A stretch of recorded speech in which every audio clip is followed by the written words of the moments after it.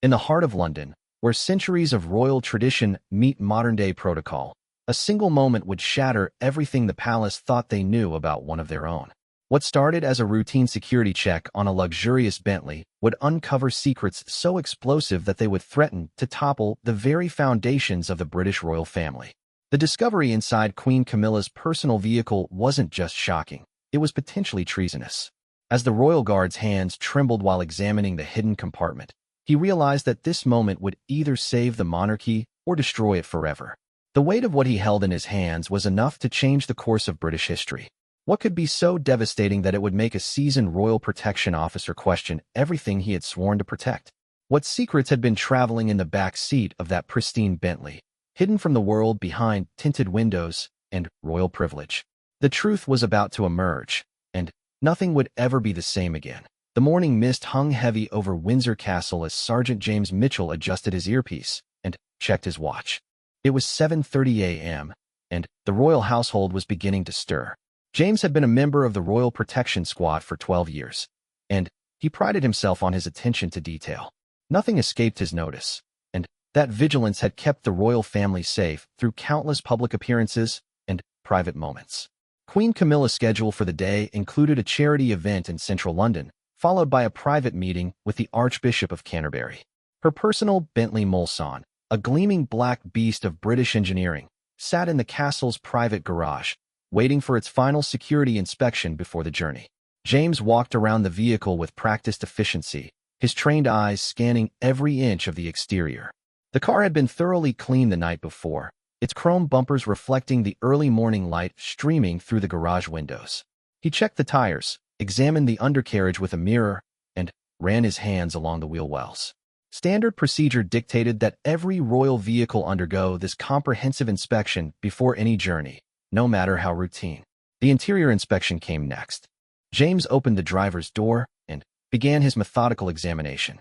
The leather seats were immaculate, the dashboard polished to perfection. He checked the glove compartment, the center console, and the door pockets. Everything appeared normal until he reached the rear passenger compartment. The Queen's section of the Bentley was a study in luxury and comfort. Plush leather seats, a small refrigerated bar, and a fold-down writing desk created a mobile office fit for royalty. James had inspected this area hundreds of times before, but today something felt different. As he ran his hands along the leather panels, he noticed a slight irregularity in the stitching near the rear left door. His fingers traced the anomaly carefully. The stitching pattern was almost identical to the rest of the interior, but there was a subtle difference in tension.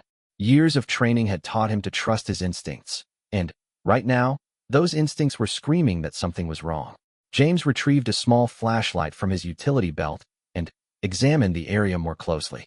Under the bright LED light, he could see that this particular section of leather had been recently worked on. The stitching was newer, the leather slightly less worn than the surrounding areas. Someone had created a hidden compartment, and they had done an excellent job of concealing it. His heart rate quickened as he pressed gently on the panel. It gave way slightly under pressure, confirming his suspicions. This was definitely not part of the original interior design. James knew he had to proceed carefully. If this was some kind of security upgrade that he hadn't been briefed on, interfering with it could cause problems. But if it was something more sinister, failing to investigate could be catastrophic. The sergeant reached for his radio, then hesitated. Protocol demanded that he report any irregularities immediately, but he also knew that false alarms could damage careers and create unnecessary panic. He decided to investigate further before calling in his discovery. Using a small tool from his inspection kit, James carefully worked at the edge of the hidden panel. The leather gave way gradually, revealing a sophisticated concealment system. Someone had invested considerable time and money in creating this hiding place, and they had clearly wanted to ensure it remained undetected. As the panel came free, James found himself staring into a small but well-crafted compartment. Inside, wrapped in black silk cloth, was a collection of items that made his blood run cold.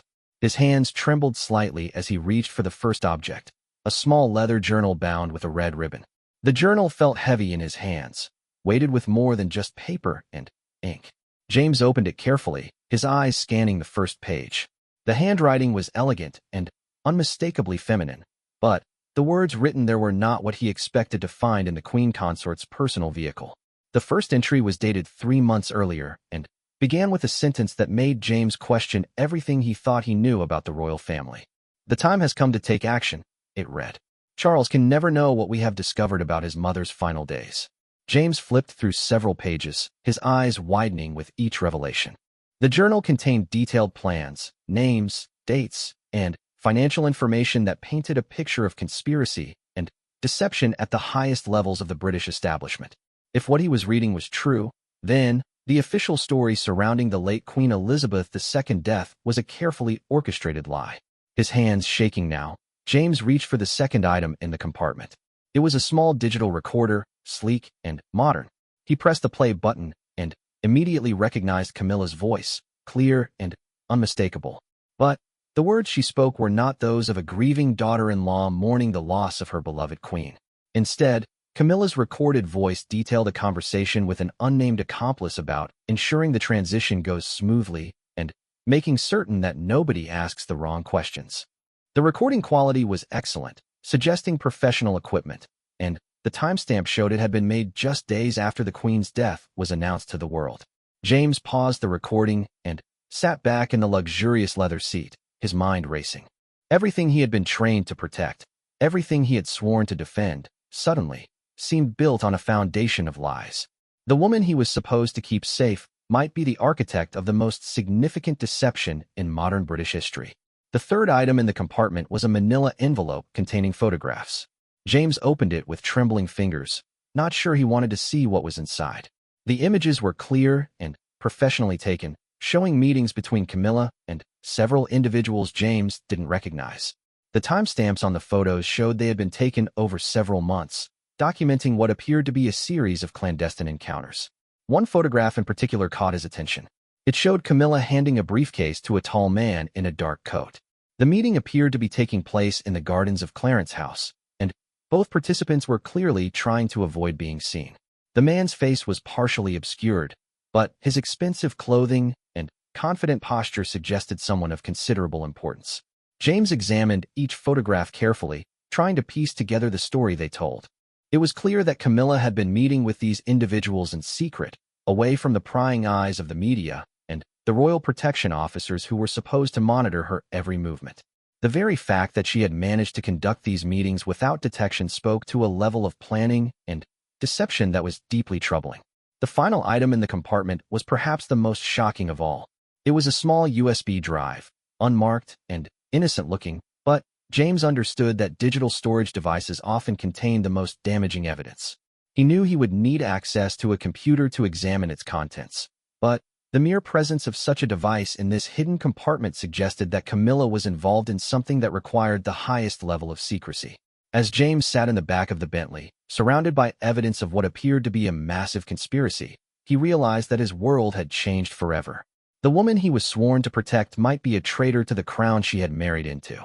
The institution he had dedicated his life to serving might be built on murder and deception. His radio crackled to life, startling him from his thoughts. "Sergeant Mitchell, what's your status on the vehicle inspection?" The voice belonged to his supervisor, Inspector Harrison, a man James had worked with for 8 years and trusted completely. James stared at the evidence spread around him and made a decision that would change the course of his life. Instead of reporting his discovery immediately, he quickly but carefully returned the items to their hiding place and sealed the compartment. Whatever game was being played here, he needed to understand the rules before he chose sides. "Vehicle inspection complete, sir," he radioed back, his voice steady despite the turmoil in his mind. "All clear for departure." As he climbed out of the Bentley and closed the door behind him, James knew there was no going back. He had seen too much to pretend ignorance, but he also understood that the truth he had discovered could destroy not just Camilla, but potentially the entire monarchy. The weight of that knowledge settled on his shoulders like a lead blanket as he watched the garage doors open and prepared to escort the queen consort on what might be her final journey as a free woman. The morning sun was now fully up, casting long shadows across the castle grounds. James checked his equipment one final time and took his position beside the Bentley, outwardly the picture of professional competence. Inside, however, his mind was already working on a plan that would either save the monarchy or expose it as the greatest fraud in British history. As the queen consort emerged from the castle's main entrance, resplendent in her mourning attire and wearing the practiced smile that had charmed the British public. James found himself looking at her with new eyes. The woman approaching the car was no longer just the king's wife or the royal he was sworn to protect. She was potentially the most dangerous criminal in the United Kingdom, and she had no idea that her carefully guarded secrets had just been discovered. The game had begun, and James Mitchell found himself holding cards that could topple governments and reshape history. The question now was how to play them without getting himself killed in the process. The charity event in London proceeded without incident, but James Mitchell found himself watching Queen Camilla with an intensity that bordered on obsession. Every smile she offered to the crowd, every gracious gesture she made, now seemed calculated and false. During the 2-hour event at the Children's Hospital, he observed her interactions with a new perspective, looking for signs of the woman he had discovered in that hidden journal. As they prepared for the journey to Lambeth Palace for her meeting with the Archbishop, James made his move. He approached the senior driver, Inspector Collins, with a carefully prepared excuse. "Collins, I need to run a diagnostic check on the rear communication system," James said, his voice casual but authoritative. "There was a slight interference during the morning's radio tests. It'll just take a few minutes while she's inside." Collins nodded without suspicion. James had built a reputation for thoroughness over the years, and such requests were not uncommon. As Queen Camilla disappeared into the Archbishop's private study for what was scheduled to be a 45-minute meeting, James found himself alone with the Bentley and a golden opportunity. This time, he was prepared. From his equipment bag, he retrieved a small digital camera and a portable scanner he had signed out from the technical department under the pretense of updating security documentation. His hands were steadier now, his initial shock replaced by a cold determination to uncover the full truth. The hidden compartment opened more easily the second time, and James worked with military precision. He photographed each item from multiple angles, ensuring he captured every detail. The journal received special attention. He photographed each page, making sure the elegant handwriting was clearly legible in the images. The entries painted an increasingly disturbing picture. Camilla had been planning something called Operation Transition for months before the Queen's death. The journal detailed meetings with government officials, media contacts, and what appeared to be foreign agents. One entry, dated just 2 weeks before Queen Elizabeth's passing, was particularly chilling. "The doctor confirms that the timeline can be accelerated if necessary," it read. "Charles remains oblivious, which is perfect for our purposes. The less he knows about the true circumstances, the cleaner his conscience will be during the aftermath. The public will see a natural passing, a peaceful end to a remarkable reign. They will never know that we helped guide that ending." James photographed that page twice, ensuring every word was captured clearly. The implications were staggering. If the journal was authentic, and if he was interpreting it correctly, then Queen Camilla had been involved in hastening the death of Britain's longest-reigning monarch. The photographs from the manila envelope told their own story when examined more closely. James used a magnifying glass from his kit to study the faces of Camilla's mysterious contacts. One man appeared in several images, always well-dressed, always serious. In one photograph, taken from a distance, James could make out what appeared to be a government building in the background. Using his phone, he ran a reverse image search on the building's distinctive architecture. The results confirmed his suspicions. It was the rear entrance to the Foreign Office building in Whitehall. Whatever Camilla was involved in, it had connections to the highest levels of government. The digital recorder contained hours of conversations, but James could only listen to fragments during his limited time with the evidence. What he heard was enough to confirm his worst fears. Camilla's voice was joined by at least 3 other individuals, discussing contingencies and public reaction management. They spoke in code much of the time, but certain phrases were clear enough to understand. "The transition period cannot extend beyond 6 months, one male voice stated during a conversation that appeared to have been recorded in a car. "The longer Charles remains unaware of the true circumstances, the more difficult it will become to maintain the narrative." Camilla's response was cold and calculating. "Charles will never know. His grief is genuine, which makes him the perfect figurehead for this operation. The public sees a devoted son mourning his mother. They have no reason to suspect that her death was anything other than natural." James paused the recording and sat back, his mind reeling. The woman the British public had come to accept as their queen consort was apparently the architect of regicide. The most shocking part was how calmly she discussed it, as if she were planning a dinner party rather than the murder of a monarch. The USB drive would have to wait for later analysis, but its presence in the collection suggested it contained even more damaging evidence. James carefully returned everything to its hiding place and sealed the compartment. As he worked, he became aware of footsteps approaching the vehicle. "Everything all right, Sergeant?" Inspector Collins had returned from his coffee break earlier than expected. "Just finishing up," James replied, his voice betraying none of the turmoil in his mind. "Communication system is running perfectly now." As they waited for Queen Camilla to complete her meeting with the Archbishop, James found himself studying the Gothic architecture of Lambeth Palace and wondering if the man inside had any idea what kind of woman he was counseling. The Archbishop of Canterbury was known for his wisdom and spiritual insight, but could he possibly suspect that he was offering guidance to a murderer? When Camilla emerged from the palace 90 minutes later, her expression was serene and composed. She paused to speak with a small group of well-wishers who had gathered outside the gates, and James watched her performance with new eyes. Every gesture seemed calculated, every smile rehearsed. "Such a lovely afternoon," she commented as she settled into the Bentley's luxurious interior. The Archbishop always provides such thoughtful perspective on matters of faith and duty. The irony of her words was not lost on James. As they began the journey back to Windsor, he found himself wondering what kind of spiritual counsel someone could seek after committing regicide. Was she seeking absolution, or was this meeting part of some larger scheme? The return journey gave James time to process what he had discovered and plan his next moves.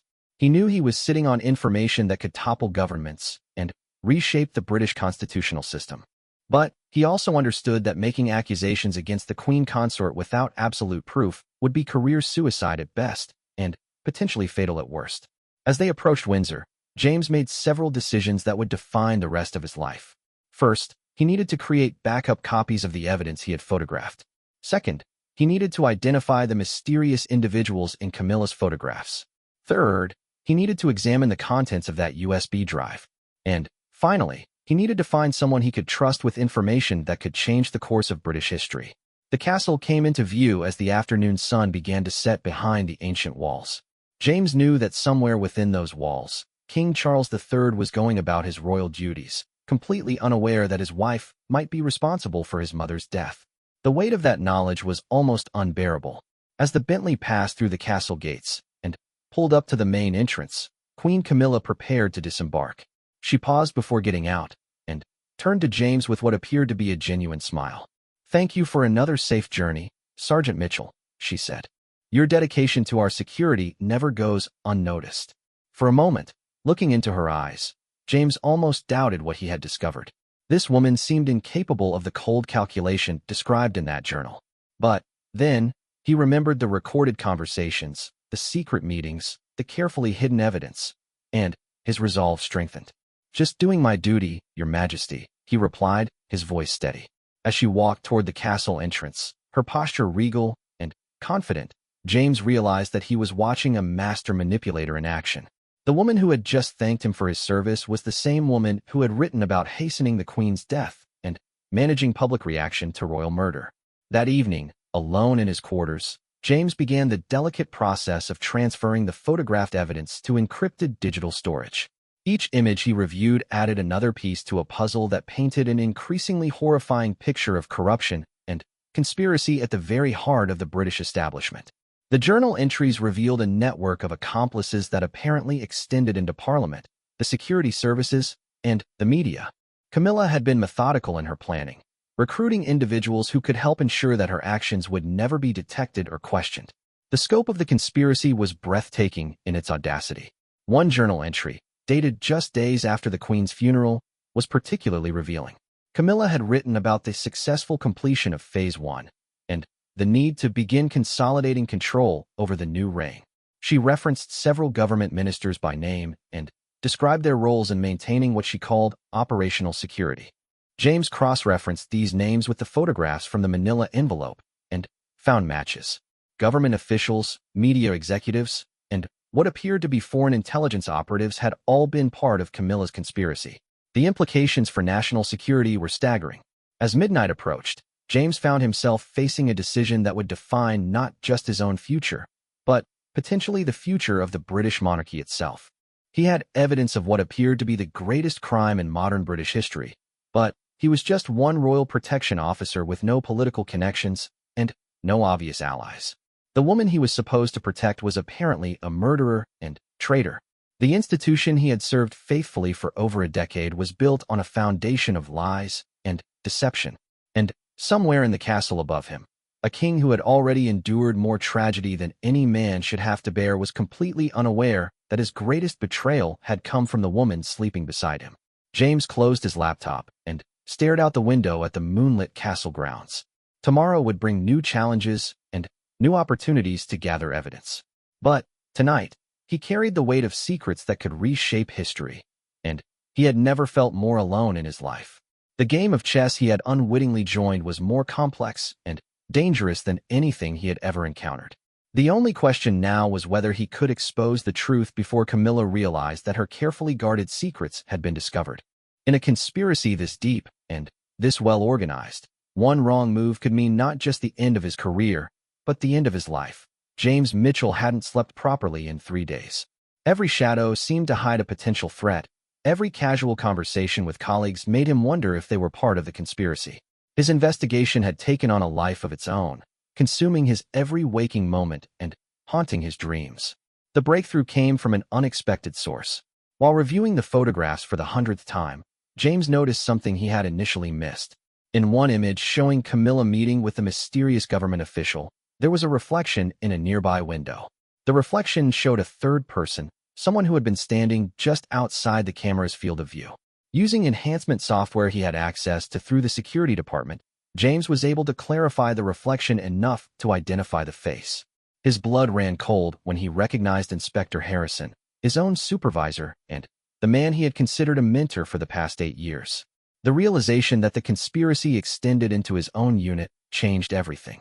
If Harrison was involved, then James couldn't trust anyone in the Royal Protection Squad. His investigation would have to be conducted in complete isolation, with no official support or backup. Armed with this knowledge, James began to understand how Camilla had managed to conduct her secret meetings without detection.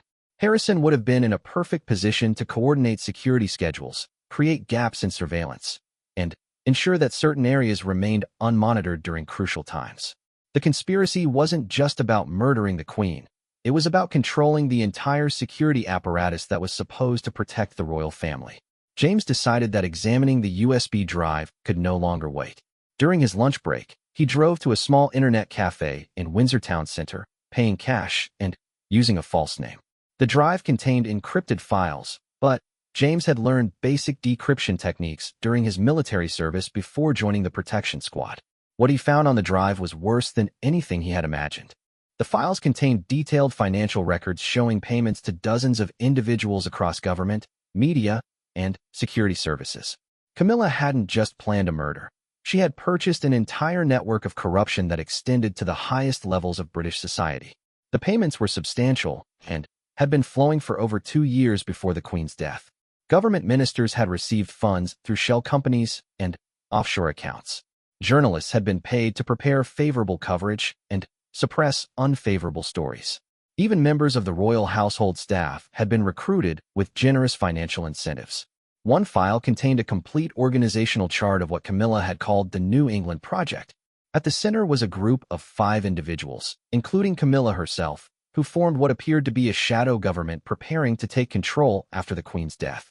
The other 4 names were shocking in their prominence: a former prime minister, the current foreign secretary, the head of MI5, and a media mogul whose newspapers had been instrumental in shaping public opinion about the royal family. The scope of the conspiracy was breathtaking. They hadn't just planned to kill the Queen. They had prepared to reshape British society according to their vision. The constitutional monarchy would be maintained as a facade, but real power would rest with this secret group and their network of recruited accomplices. James printed copies of the most crucial documents and returned the USB drive to his pocket. As he walked back to the castle, he noticed a black sedan that seemed to be following him. When he changed direction, the car changed direction as well. When he stopped to look in a shop window, the car pulled over and waited. His training kicked in immediately. James ducked into a busy shopping center and used the crowds and multiple exits to lose his surveillance. The fact that someone was following him meant that his investigation had been detected. Either Harrison had noticed his unusual behavior, or Camilla's network had other ways of monitoring potential threats. Back at the castle, James forced himself to maintain his normal routine while his mind raced through options. He needed to get the evidence to someone who could act on it, but he couldn't trust anyone in the official security services.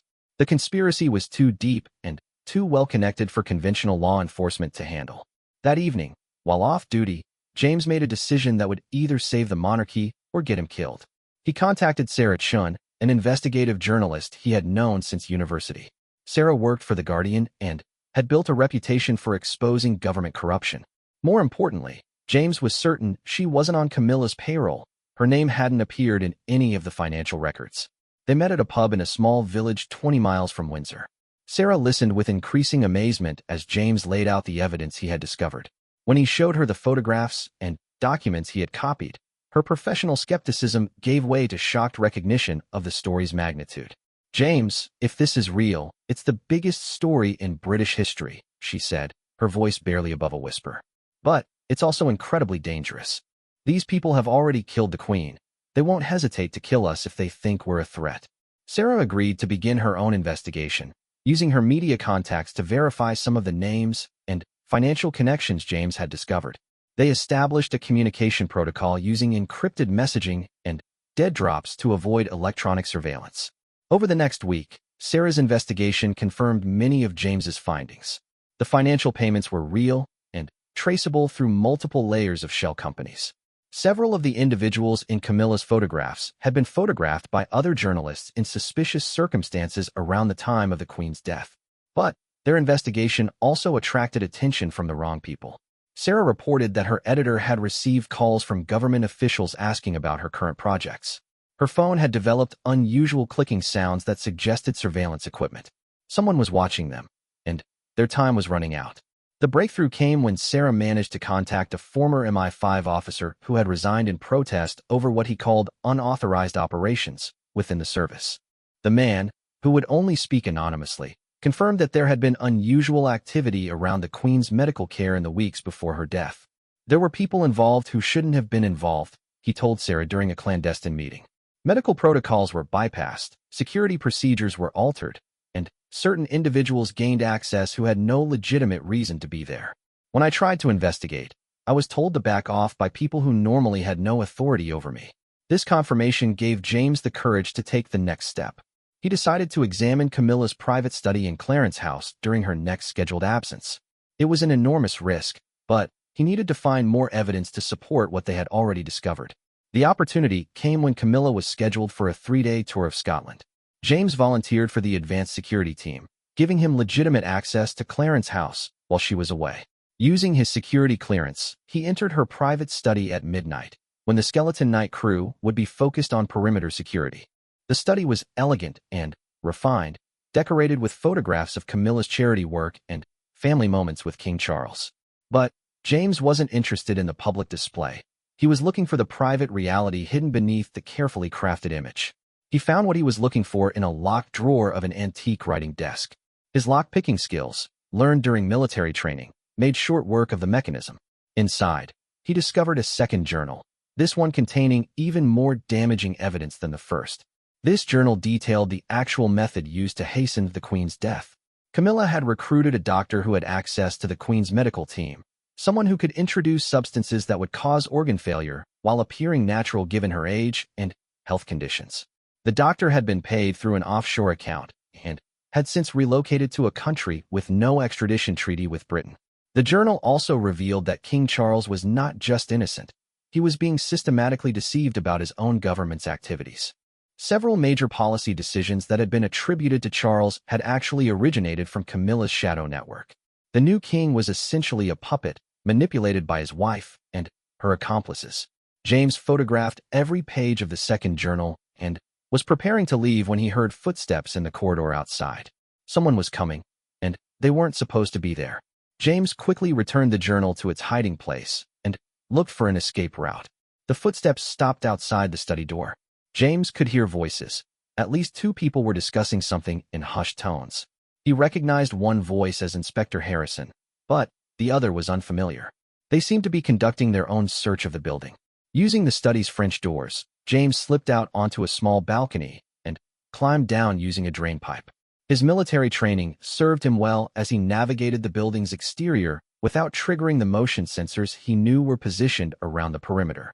As he reached the ground and prepared to slip away into the darkness, James heard Harrison's voice clearly through an open window above.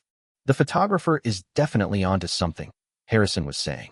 "His behavior patterns have changed, and he's been asking questions about access protocols. We need to determine what he knows and neutralize him before he becomes a larger problem." James's blood chilled as he realized they were talking about him. Somehow, his investigation had been detected despite all his precautions. Whether through electronic surveillance, observation of his behavior, or simple bad luck, Camilla's network now knew he was a threat. The second voice responded with chilling clarity. "If he has evidence, we need to recover it before taking action. A dead royal protection officer would attract unwanted attention. Better to discredit him first, make him look unstable, unreliable. Then, if necessary, we can arrange an accident." James had heard enough. He slipped away from Clarence's house and made his way back to Windsor, his mind racing with the knowledge that his life was now in immediate danger. The conspiracy he had uncovered was more extensive and more ruthless than he had ever imagined. As he drove through the dark streets of London, James realized that he had crossed a point of no return. He possessed evidence that could topple the British government and expose the greatest crime in modern royal history. But he was now being hunted by the very people he had sworn to serve, and they had the resources of the state at their disposal. The next phase of his investigation would require skills he had learned in Special Forces training: how to operate as a lone agent in hostile territory, how to survive when everyone with authority was potentially an enemy, and how to strike back against a conspiracy that had infiltrated every level of the British establishment. The evidence he had gathered was comprehensive, but it needed to reach the right people to have any impact. James knew that his window of opportunity was closing rapidly, and that Camilla's network would soon take action to silence him permanently. As he pulled into his quarters at Windsor Castle, James noticed that his usual parking space was occupied by an unfamiliar car. Two men in suits were standing near the building entrance, trying to look casual but failing to hide their surveillance posture. James drove past without stopping and parked in a different section of the castle grounds. Whatever was waiting for him in his quarters, he wasn't ready to face it unprepared. The real game was just beginning, and the stakes couldn't be higher. Not just his own life, but the truth about the greatest deception in British history. James Mitchell made the decision to disappear before they could make him disappear permanently. Using skills learned during his Special Forces training, he retrieved a go-bag he had hidden in an emergency cache outside the castle grounds. The bag contained cash, false identification documents, basic surveillance equipment, and a secure satellite phone, preparations he had made years earlier for contingencies he hoped would never arise. From a safe house in East London, a cramped flat rented under a false identity, James watched news reports of his own disappearance. The official story was that Sergeant James Mitchell had suffered a mental breakdown due to work stress and had gone missing from his post. Colleagues were interviewed expressing concern for his well-being and describing recent changes in his behavior that suggested psychological instability. The smear campaign was expertly orchestrated. Within 48 hours, leaked stories appeared in several newspapers describing James as a troubled individual who had become obsessed with conspiracy theories. Anonymous sources claimed he had been making wild accusations about security breaches and expressing paranoid delusions about threats to the royal family. Sarah Chen called him on the secure phone, her voice tight with worry. "James, they're destroying your credibility systematically. My editor received a call from the Cabinet Office suggesting that any stories based on your information would be considered a threat to national security. They're not just discrediting you, they're making it impossible for anyone to believe anything you say." But James had anticipated this response.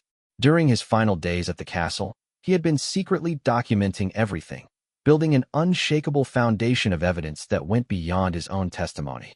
Hidden cameras, digital recordings, and meticulously documented timelines would speak for themselves, regardless of attacks on his character. The real breakthrough came when Sarah's investigation uncovered the identity of the doctor who had been involved in the Queen's death. Dr. Marcus Webb had been a respected physician with access to the royal medical team, but financial records showed he had received £2 million from one of Camilla's shell companies just days before the Queen's passing. Dr. Webb had indeed fled the country, but he had made a crucial mistake. Before leaving Britain, he had recorded a confession and placed it with his solicitor, along with instructions that it should be released if anything happened to him. The confession detailed exactly how he had administered a combination of substances that would cause the Queen's death while appearing to be natural organ failure. Sarah obtained a copy of the confession through her legal contacts. In Webb's own words, the plot was laid bare. I was approached by representatives of Queen Camilla 6 months before Her Majesty's death, the confession read. They offered me financial security for my family in exchange for my cooperation in what they called easing the transition. They assured me that the Queen was suffering and that hastening her death would be a mercy. The confession went on to describe the specific substances used and the method of administration. Webb had been given access to the Queen's private medical appointments through Camilla's influence, and he had introduced untraceable compounds that would cause rapid organ failure while appearing to be age-related health decline. I realized too late that this was not mercy, Webb's confession continued. This was murder for political gain. Queen Camilla and her associates had their own reasons for wanting to accelerate the succession, reasons that had nothing to do with the Queen's comfort or well-being. Armed with this confession, James and Sarah began reaching out to individuals who might be willing to act on the evidence. The challenge was finding someone in authority who wasn't already compromised by Camilla's network. The breakthrough came from an unexpected source. Detective Chief Inspector Patricia Wells of the Metropolitan Police had been conducting her own quiet investigation into financial irregularities surrounding several government contracts. When Sarah approached her with evidence of the conspiracy, Wells realized that her own investigation had been touching the edges of the same network. I've been tracking suspicious money flows for months, Wells explained during a clandestine meeting in a London park. Shell companies receiving government funds, contracts awarded to organizations that don't seem to exist, payments to individuals with no apparent connection to legitimate government business. What you're showing me explains everything. Wells agreed to coordinate with James and Sarah, but she warned them that they were running out of time. My investigation has been getting attention from people who want it stopped, she said. I've been reassigned to different cases twice in the past month. If we're going to act, it has to be soon. The plan they developed was audacious in its simplicity. Rather than trying to work through official channels that were compromised, they would release the evidence simultaneously to multiple international media outlets, foreign governments, and law enforcement agencies outside Britain. The conspiracy's reach was extensive, but it was primarily focused on British institutions. James's role was to provide final confirmation of the evidence by accessing Camilla's hidden compartment one more time. They needed current photographs showing the evidence was still there, along with any new materials she might have added. It was an enormous risk, but without this final proof, the story might be dismissed as elaborate fabrication. The opportunity came during a state dinner at Buckingham Palace.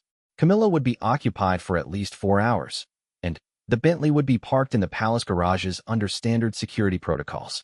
James used his knowledge of palace security rotations to identify a 20-minute window when the garage area would have minimal supervision. Getting into the palace was easier than expected. Despite being officially missing, James's security credentials hadn't been deactivated, an oversight that spoke to the conspiracy's confidence that he could be handled through character assassination rather than administrative action. The hidden compartment opened as easily as before, but what James found inside made his heart race. Camilla had added new materials, including what appeared to be plans for King Charles's death. The documents outlined a strategy for making the king's demise appear to be the result of stress and grief over his mother's passing. According to the new plans, Charles would suffer an apparent heart attack within the next 6 months, leaving Camilla as Queen Regent until Prince William came of age to assume full royal duties. The documents made it clear that Camilla had no intention of remaining a mere queen consort. She planned to rule Britain directly through a carefully orchestrated series of royal deaths. James photographed the new evidence with hands that shook despite his training. The woman he had been sworn to protect was planning to murder her own husband, continuing a pattern of regicide that would reshape the British monarchy according to her vision. As he prepared to seal the compartment and leave, James heard voices approaching the garage. Multiple footsteps echoed through the palace's service corridors, and he recognized Inspector Harrison's voice among them. They were conducting a systematic search of the building, and they were getting closer. James slipped out of the Bentley and looked for hiding places among the other vehicles in the garage. The royal collection included dozens of cars, from state Rolls-Royces to everyday vehicles used by junior royals. He crouched behind a Range Rover and listened as the search team entered the garage. Check every vehicle thoroughly, Harrison ordered. He's here somewhere, and he's definitely after the package. If he's accessed it, we need to know immediately. The search team began examining each car systematically. James realized he had perhaps 5 minutes before they reached his hiding spot. Using skills learned in special operations, he began moving through the garage, staying hidden behind vehicles while working toward the exit. As he reached the garage's main door, James heard a shout behind him. Someone had discovered that the Bentley's hidden compartment had been accessed. The evidence was gone from its hiding place, and they knew exactly who had taken it. James ran through the palace's service corridors, his intimate knowledge of the building's layout giving him a crucial advantage. Behind him, he could hear the sounds of pursuit as Harrison's team gave chase. But James had spent years learning every inch of the palace, and he knew routes that even senior security staff might not remember. He emerged from the palace through a delivery entrance that connected to the public areas of London. Within minutes, he had blended into the evening crowd of tourists and office workers heading home. His pursuers, constrained by the need to maintain operational security, couldn't conduct an open manhunt through central London. From a payphone in Victoria Station, James contacted Sarah Chun with a prearranged code that meant the final evidence had been secured. The story was ready to break, and the evidence was comprehensive enough to withstand any attempts at suppression or character assassination. But, as James prepared to disappear back into the underground network of safe houses he had established, he noticed familiar faces in the crowd around him. Camilla's network had anticipated his escape routes and positioned surveillance teams throughout central London. The woman approaching him from the left looked like a tourist, but James recognized the practiced way she scanned the crowd while appearing to study a guidebook. The man reading a newspaper near the ticket office was holding it upside down while watching James's reflection in the station windows.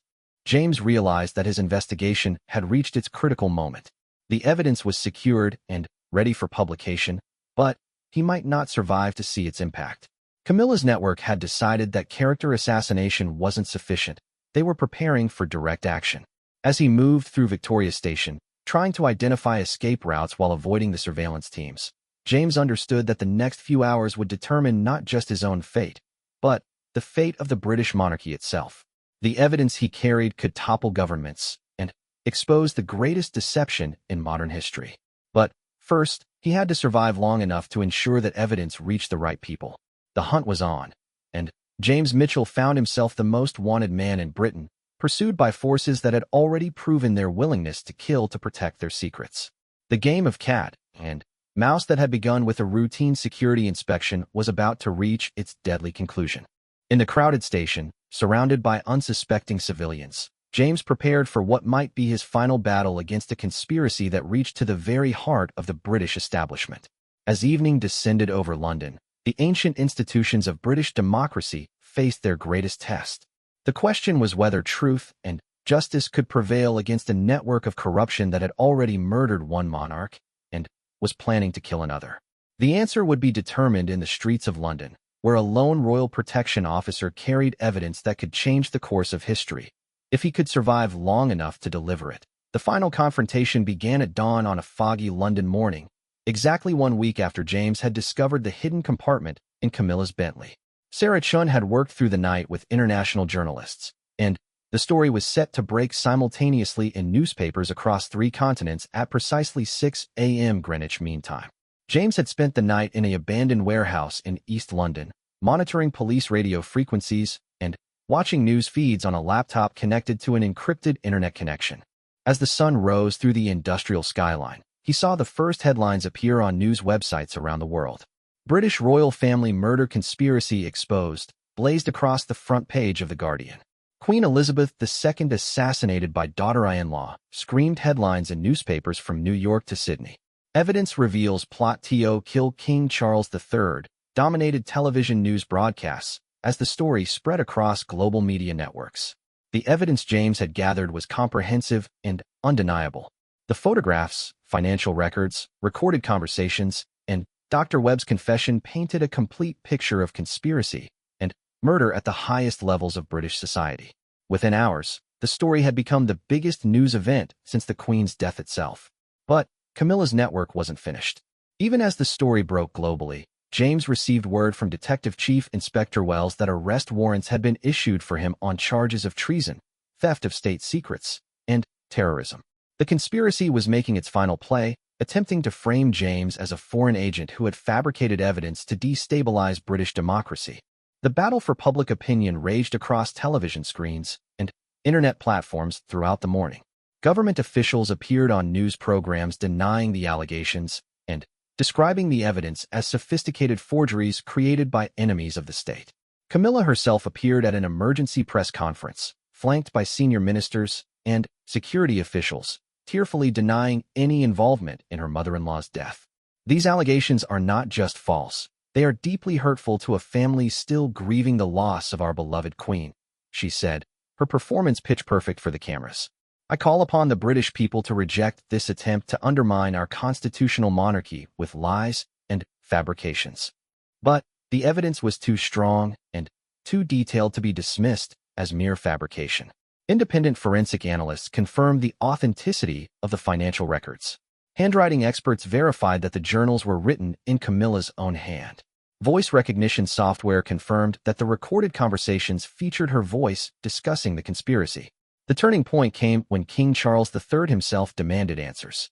Palace sources reported that the king had been shown the evidence and was said to be devastated by the revelations about his wife's activities. Within hours of the king's private briefing, Camilla was placed under house arrest at Clarence House while investigations began. James emerged from hiding when he received confirmation that Detective Chief Inspector Wells had taken control of the investigation and that senior officials involved in the conspiracy were being arrested. As he walked through London toward New Scotland Yard, he was surrounded by journalists and photographers documenting his return to public view. "Sergeant Mitchell, how do you feel about exposing this conspiracy?" shouted one reporter. "What message do you have for the British people?" called another. James stopped on the steps of Scotland Yard and spoke directly to the cameras for the first time since his investigation began. "I swore an oath to protect the royal family from all threats, foreign and domestic," he said. "When I discovered that the greatest threat came from within the royal household itself, that oath compelled me to act, regardless of the personal cost." Over the following weeks, the full scope of the conspiracy became clear. Arrests were made across government, media, and security services. The former prime minister who had been part of Camilla's inner circle was taken into custody at his country estate. The foreign secretary resigned and fled to a country with no extradition treaty with Britain. The head of MI5 was found dead in his office, an apparent suicide, with a note confessing his role in what he called the greatest betrayal in British intelligence history. Dr. Marcus Webb was extradited from Switzerland, where he had been living under an assumed identity. His testimony provided crucial details about the method used to kill Queen Elizabeth II and confirmed that Camilla had been the driving force behind the conspiracy. Webb revealed that the plan had originally called for the Queen's death to occur during her Platinum Jubilee celebrations, but had been postponed when security measures made the assassination too risky. The revelations shattered public trust in British institutions. Polls showed that support for the monarchy had fallen to historic lows, with many Britons questioning whether the royal family could survive such a devastating scandal. Protests erupted in London and other major cities, with demonstrators demanding the abolition of the monarchy and the establishment of a republic. King Charles III addressed the nation in an emergency broadcast, his voice heavy with emotion as he acknowledged the betrayal by his own wife. "The institution of monarchy has survived civil wars, world wars, and countless challenges throughout our history," he said. "It will survive this betrayal as well, but only if we recommit ourselves to the values of service, duty, and truth that my mother embodied throughout her remarkable reign." Camilla's trial became the most closely watched legal proceeding in British history. The evidence against her was overwhelming, and her defense team could only argue for leniency based on her cooperation with investigators. In a dramatic moment during her testimony, Camilla finally confessed to her role in the conspiracy, breaking down in tears as she described how political ambition had led her to betray the trust of the family that had accepted her. "I convinced myself that I was acting for the greater good," she said from the witness stand. "I believed that the monarchy needed stronger leadership to survive in the modern world. I told myself that hastening the Queen's death was mercy, that she was suffering and ready to go. But I know now that these were lies I told myself to justify the unjustifiable." The court proceedings revealed the full extent of Camilla's plans. Beyond murdering Queen Elizabeth II and planning Charles's death, she had been preparing to reshape British foreign policy, alter the constitutional relationship between the monarchy and Parliament, and establish what amounted to a personal dictatorship disguised as royal authority. Financial investigators traced payments totaling over £50 million that had been distributed to conspirators across British society. The money had come from foreign sources, including several authoritarian regimes that had seen an opportunity to influence British policy through a corrupted royal family. Camilla was convicted on charges of regicide, conspiracy to commit murder, treason, and corruption. The judge, in passing sentence, described her crimes as a betrayal of trust so profound that it strikes at the very foundations of our constitutional democracy. She was sentenced to life imprisonment without the possibility of parole, becoming the first queen consort in British history to be convicted of murdering a reigning monarch. James Mitchell found himself transformed from royal protection officer to national hero, though he struggled with the acclaim. At the ceremony where he received the George Cross for his courage in exposing the conspiracy, he spoke about the cost of his actions. "I did what my oath required," he said. "But I take no joy in the destruction of a family or the damage to an institution that I served faithfully for many years. The truth was necessary, but truth is not always pleasant, and justice is not always satisfying." The long-term consequences of the conspiracy's exposure continued to reverberate through British society. Parliament passed sweeping reforms to royal security protocols, financial oversight of the royal household, and transparency requirements for royal activities. The monarchy survived, but in a dramatically altered form, with new checks and balances designed to prevent such a conspiracy from ever again threatening the constitutional system. King Charles III, his reign forever marked by his wife's betrayal, dedicated himself to rebuilding public trust in the royal family. He opened previously private royal archives to historians, submitted royal finances to unprecedented scrutiny, and established new protocols ensuring that no single individual could ever again wield the kind of unchecked influence that Camilla had possessed. Sarah Chun won the Pulitzer Prize for her reporting on the conspiracy, and her book about the investigation became an international bestseller. She used her new platform to advocate for press freedom and government transparency, arguing that the conspiracy could have succeeded if Britain had not had independent journalists willing to pursue dangerous stories. Detective Chief Inspector Wells was promoted to Assistant Commissioner and tasked with creating new protocols for investigating corruption at the highest levels of government. Her work led to the exposure of several related conspiracies and helped restore public confidence in law enforcement's ability to hold the powerful accountable. As for James Mitchell, he retired from royal service and established a private security company specializing in protecting whistleblowers and investigating corruption. He remained haunted by the knowledge that he had been sworn to protect the woman who had committed the greatest crime in modern British history, but he found peace in knowing that his actions had prevented even greater tragedies. The hidden compartment in Camilla's Bentley, which had started James on his journey toward the truth, was preserved as evidence in the National Archives. It served as a reminder that even the most carefully constructed deceptions eventually leave traces, and that sometimes the most important discoveries come from the most routine inspections. Years later, as historians studied the conspiracy and its aftermath, they would mark James Mitchell's discovery as the moment when one man's commitment to duty had saved British democracy from its greatest internal threat. The royal protection officer who had stumbled upon evidence of regicide had proven that no conspiracy, no matter how well-funded or extensively planned, could ultimately prevail against the simple human desire for truth and justice. The monarchy survived, damaged but ultimately strengthened by its confrontation with the truth. The British people, shocked by the revelations but impressed by their institution's ability to expose and punish even the highest-level corruption, chose to preserve their constitutional system while demanding greater accountability from those who wielded power within it. In the end, Queen Camilla's attempt to seize control of British democracy through murder and conspiracy had achieved the opposite of her intentions. Instead of strengthening royal authority, her actions had led to unprecedented transparency and accountability. Instead of consolidating power, she had triggered reforms that distributed power more widely and created new safeguards against abuse.